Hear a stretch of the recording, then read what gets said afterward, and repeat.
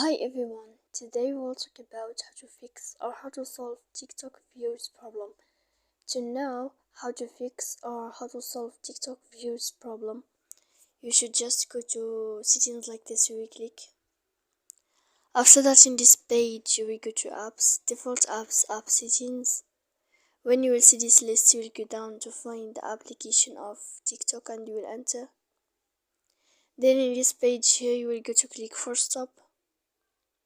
When you will end this, you will enter to storage. After that, in this page, you will click clear cache. Then you will go to click clear data. When you will end all this stuff, as you see, you can turn off your phone.